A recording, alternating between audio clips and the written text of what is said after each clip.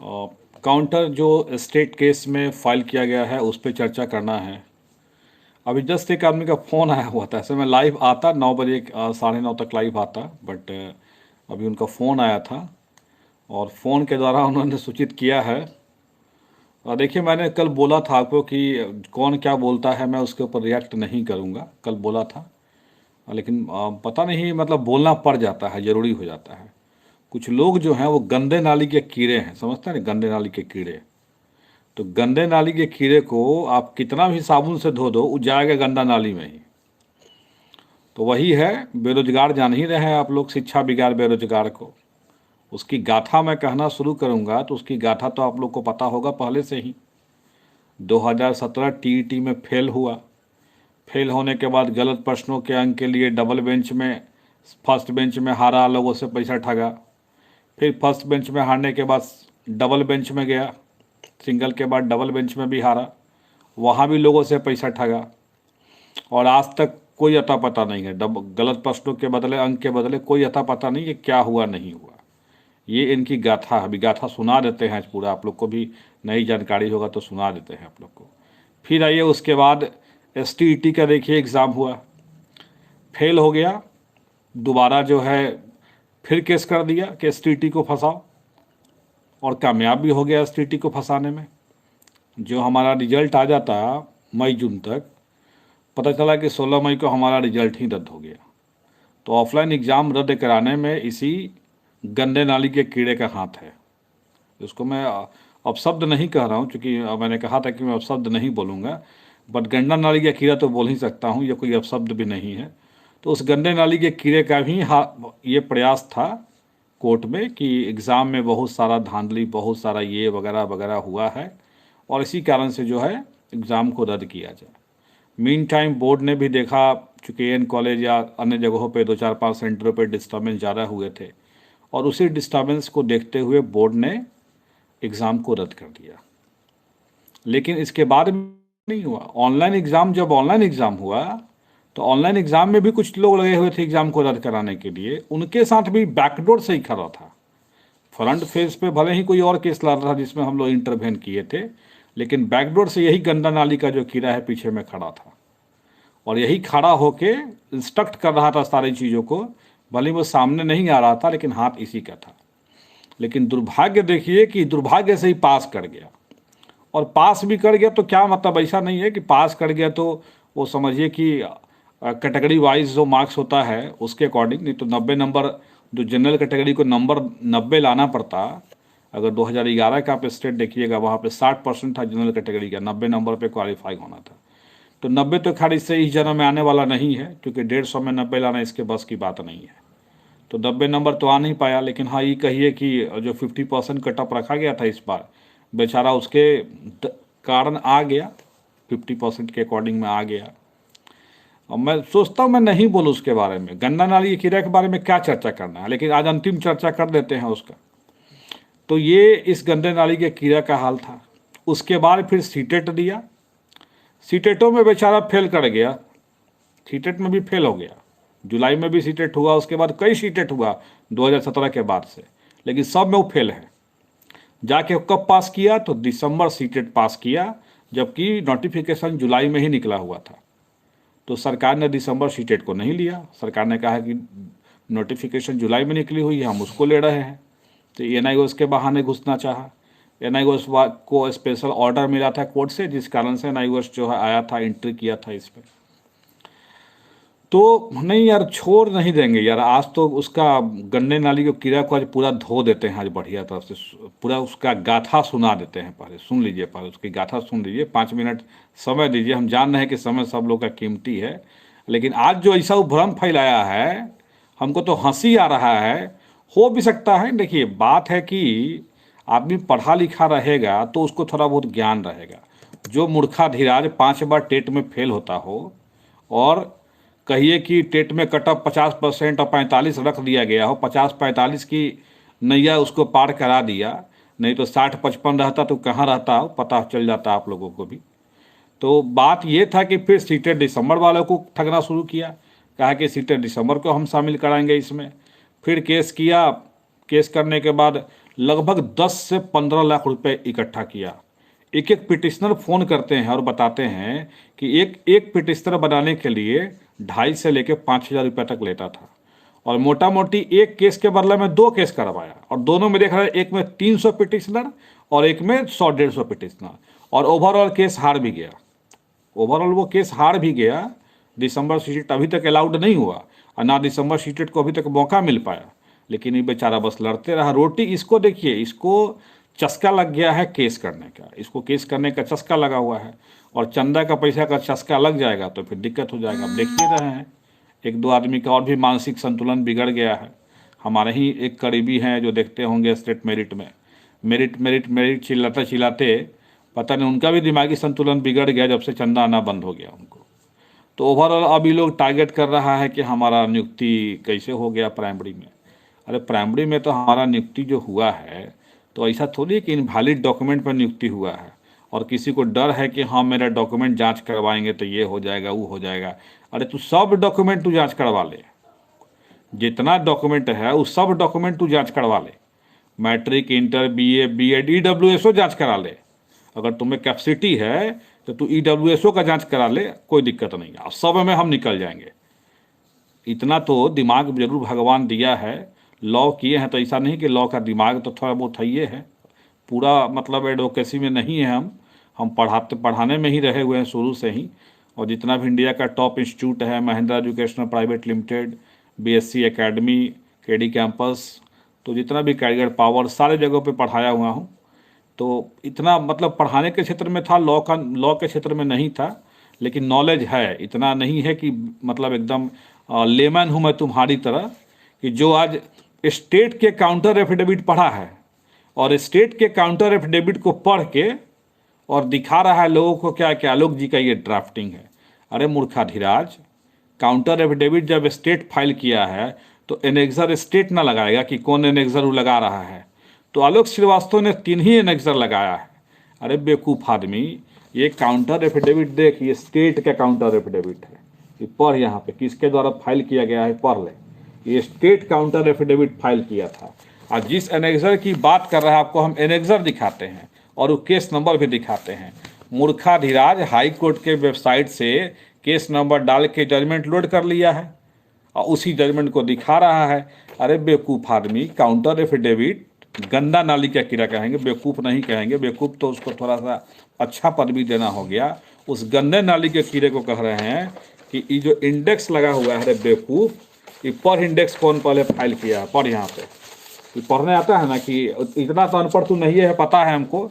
English से तू पता है, इंग्लिश सब्जेक्ट से है, लेकिन खरा इंग्लिश में तो हमारे सामने तू नहीं हो पाएगा, क्योंकि आज हमको समझ में आ गया है कि काउंटर एफिडेविट पढ़िए, इसमें साफ स्पष्ट लिखा हुआ है कि counter affidavit on behalf of respondent. जो रिस्पोंडेंट स्टेट है उसने काउंटर एफिडेविट फाइल किया है, और देख लीजिए इंडेक्स में 3 चीज़ों को वो दिखा रहा है अपने इंडेक्स पे वो। और जो ये केस दिखा रहा है, जो स्टेट ने एनेक्सर बी में लगाया है, देखिए सिविल अपील 2891/2015, ये जो लगाया हुआ है, देखिए ये लगा है ना, ये 2891/2015 जो केस है वो सुप्रीम कोर्ट का केस है, जो यूजीसी नेट के मैटर पे था। और ये बेवकूफ़ गधा, गंदा नाली का कीड़ा, इसको तो कुछ समझ में आता नहीं है। हाई कोर्ट के वेबसाइट से 2891 डाला होगा और वहाँ से ऑर्डर कॉपी डाउनलोड कर लिया और वही ऑर्डर कॉपी दिखा रहा है। अब ये देख लीजिए थोड़ा सा कि कौन सा केस लगा हुआ है सुप्रीम कोर्ट का 2891, जो स्टेट ने लगाया है। ये देखिए, ये स्टेट ई वाला केस लगाया है। रे मूर्खाधिराज, गंदा नाली का कीड़ा, जिंदगी भर तू गंदा नाली का कीड़ा ही रहेगा। देख ले ये 2891 केस कौन सा है, देख ले। और ये काउंटर एफिडेविट स्टेट का है, it's not the counter affidavit by Alok Srivastava, बेवकूफ़ आदमी। और ये दिखा रहा है कि आलोक जी का केस में ड्राफ्टिंग में लगा हुआ है क्या, एनेक्सर में उन्होंने क्या लगाया है, तो खादी ग्रामोद्योग का केस का लगा दिया है रेफरेंस। अरे मूर्खाधिराज, केस का रेफरेंस तो हम साइटेशन जब होगा उस पर न करवाएंगे, जब हमारा होगा तो। ये तो साइटेशन क्या, ये तो ओपनली दे रहा है, ये खुद आपका स्टेट दे रहा है कि हम इस केस पे डिपेंड है और इस केस के अकॉर्डिंग काम होना चाहिए। ये केस स्टेट के द्वारा फाइल किया गया था। स्टेट ने अपने काउंटर एफिडेविट में इस केस के बारे में चर्चा किया है, न कि हमारे काउंटर एफिडेविट में इस केस की चर्चा है। हमारा जो पिटीशन फाइल हुआ है, हमारा पिटीशन सिर्फ क्लॉज 2 और क्लॉज 12 की बात कर रहा है, जबकि इसमें क्लॉज 2 क्लॉज 12 के बारे में कोई चर्चा ही नहीं है। ठीक है, और ये एनेक्सर दिखा रहा है सब लोगों को यूट्यूब पे जाके, और साथ साथ वो केस भी दिखा रहा है। अरे गंडा नाली का कीड़ा, जिंदगी में कई हाई कोर्ट और सुप्रीम कोर्ट जानता है? तो पहले हाई कोर्ट का जरिडिक्शन क्या होता है, सुप्रीम कोर्ट का क्या जरिडिक्शन होता है, कुछ जानता है? कुछ पता है तोरा? इंग्लिश सब्जेक्ट से है, तू खड़ा हो पाएगा इंग्लिश में मेरे सामने? तू अपना सब्जेक्ट तू छोड़, इंग्लिश में तू खड़ा हो जाएगा मेरे सामने में? हम अपना सब्जेक्ट छोड़ देते हैं। लेकिन इस बेवकूफ़ आदमी को कुछ समझ में आया तब ना, आएगा यूट्यूब पर चिल्लाएगा। देखो इन सबका जो मोटिव है ना, इन सबका सिर्फ एक मोटिव है, लोगों को ठगना, नथिंग एल्स। कोई इन लोग का मोटिव नहीं है। इन लोग का बस एक मोटिव है कि कैसे लोगों को हम ठगे, लोग हमको केस करने के लिए कैसे पैसा दे। आलोक श्रीवास्तव को लोग पैसा क्यों देता है केस करने के लिए? हमको पैसा दे कि हम केस लड़ें। देखिए, जाके प्राइमरी में भी कह रहा है कि पीआईएल किए हुए हैं, एसटीईटी में भी पीआईएल किए हुए हैं, बट सबका मेन कंसर्न क्या है? ओवरऑल आएगा क्या कि हमारे बेरोजगार, शिक्षा बेकार बेरोजगार के साथ आप जुड़िए और हमको केस में पैसा दीजिए ताकि हम केस लड़ें। अरे आलोक श्रीवास्तव लड़ा था केस स्टेट रिजल्ट के लिए, स्टेट का रिजल्ट आया। अनफॉर्चुनेटली जो आप देख चुके हैं टीसीएस वाला लेटर, क्या हुआ गड़बड़ी सब कुछ देख ही रहे हैं। तो लोग हमें जानते हैं कि हमने केस लड़ा, और हम बहुत दिन से प्रयास कर रहे हैं कि एसटीटी का रिजल्ट आए और एसटीटी की भर्ती प्रक्रिया आगे बढ़े। लेकिन इस बेवकूफ़ को समझ में नहीं आ रहा है। इसको बस लगता है क्या कि जो ई करेगा वही अच्छा है। अब देखो, ये एक साइको का देखिए रहे हैं आप कुछ दिन से, वो साइको हो गया है।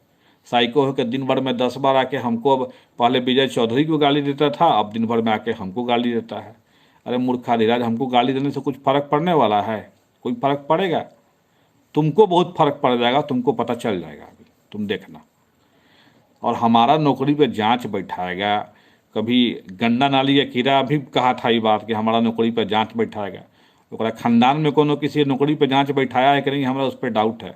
तो जांच बैठाएगा, तू देख ले, और परिणाम भी तेरा पता लग जाएगा वही समय।